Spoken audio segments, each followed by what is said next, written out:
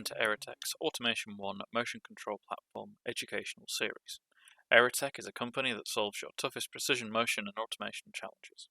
Automation1 is a motion control platform consisting of software-based controls and development tools, PC and drive-based control hardware, and hardware-based drives for servo motors and other devices. In this video, we will take a look at the Automation1 console and its uses. My name is Chris Charlesworth, and I am the European Control Systems Engineer for Aerotech. Now we'll take a look at the basics of using the console. So, if we go to our install location, just open up the console itself, we can connect to the controller. In this case, I'm on a PC with the local controller already installed, so this would be the equivalent of connecting to IP address of 127.0.0.1. So we're connected. We can now do --help, and we can see all the commands that are available to us.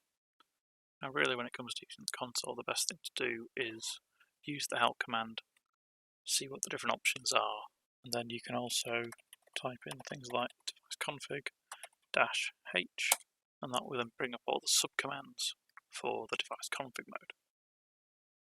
Now the main reasons for coming into the console, it might be you've got a problem connecting. So you can use this to run a firmware update, which I'll show you in a moment. You might be just restarting the controller, or in the case of a drive-based controller, you might be setting up the Ethernet connection without going into Automation1 Studio.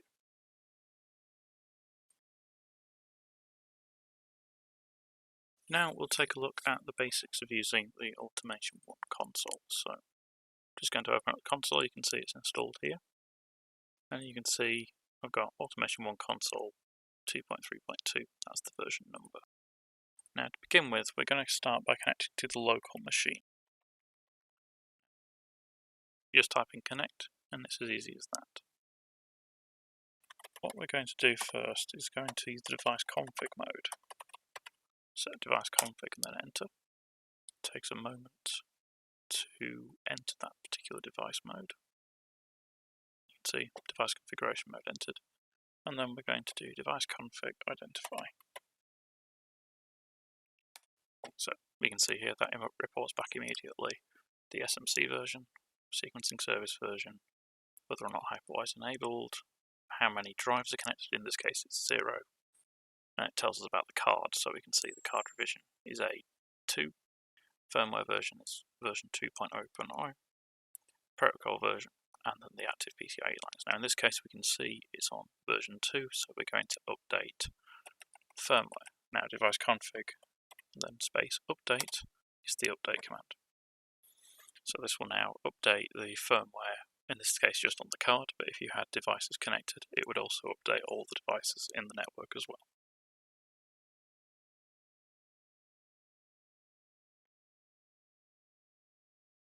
Now that's finished. We'll run the identify command again, and we can now see it's on 2.3.2. And then we can exit device config mode, and then we can disconnect from the controller.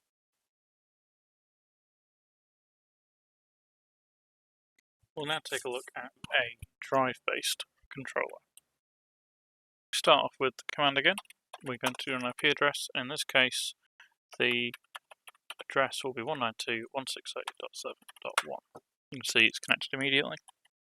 Just to prove that it is a drive-based controller, we'll enter device config mode.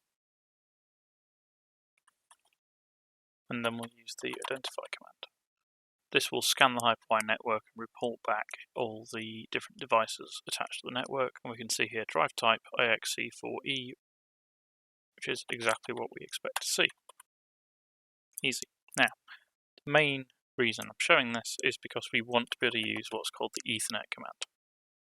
The Ethernet command allows us to see what the settings are inside a drive-based controller. When it's brand new out of the box, these are generally going to be set to DHCP yes, and then the IP address, subnet mask and everything would be set by the IP server. Now in this particular case, we're going to want to set these as static.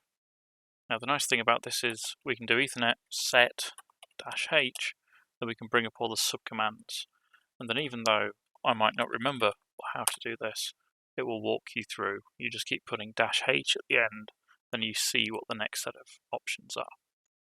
In this case, Ethernet set static. The IP address that was written above, we're just going to set this to what it was before, but this works with any new IP address. So we've typed in our IP address, the subnet mask, now we'll do the gateway. Then we'll hit enter. Now we've got a message come up saying new Ethernet configuration will not take effect until the controller reboots. To reboot the controller, issue the device config enter command followed by the device config full reboot command. In this case, we're not going to do that. We're actually just going to turn off the drive and turn it back on again. So we'll first disconnect, and then I will turn off my drive and then reboot it. The drive takes 10 to 15 seconds to boot up from power up. And then we should be able to just put in the connect command that we used before. See? So we'll do device config enter. See, I was a bit quick for it then. It's still setting itself up after reboot.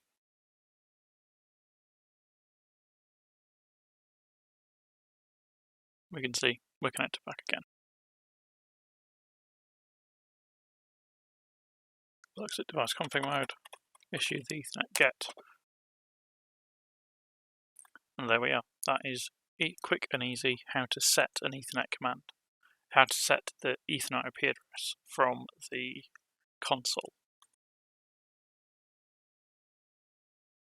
Final thing to do is just to show that we can connect just purely via an IP address.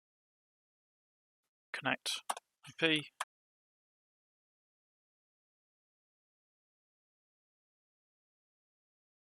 One, and then we're just going to verify that what we're connected to is the correct thing. So device config enter, and then device config identify shows us exactly what we've got connected. So you can see we've reconnected to the IXC4E, but this time using the IP address that we have associated with it. And that's all for this video. That concludes this motion control platform educational video. Thank you for watching. I hope you enjoyed learning about the Automation1 console.